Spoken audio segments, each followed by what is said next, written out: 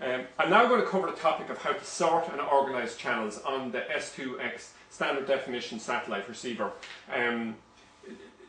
The two main functions to carry out here, one is to change the order of the channel, and the second function would be actually to delete unwanted channels. So I come along, I'm going to hit the menu button, and I hit arrow over. It brings up an option here to enter the password, which is always 4 zeros.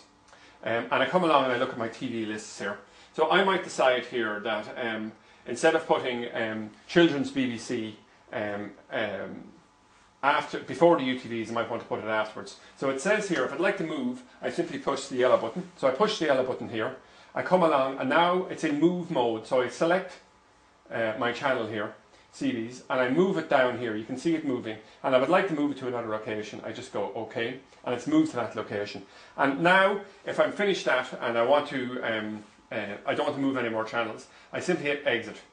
And exit again, and it asks me at this point, do you want to save the changes that I've just implemented? Well, in my particular case, I don't want them. I could hit OK here now on the yes button, and it'll save that changes. What I'll actually do is I arrow over to no and hit select there. Now I'll go back in here to the TV thing here, and I'll now choose the option of edit, and it gives me an option of what would you like to do. And in this particular case, I'd like to delete a certain channel. Okay, so I'll come up here. And I have a channel here called ETV V2. It's just a variation of the BBC channels, and it's not of particular interest to me because it's total repetition of what's on the standard BBC channels. So I come along and I'd say yes, I would like to delete it. So once again, I use the OK button, and I select this particular channel, and now I hit exit and exit again. And this time it asks me, would you like to save these? And this, because I actually do want to save this change, I click OK.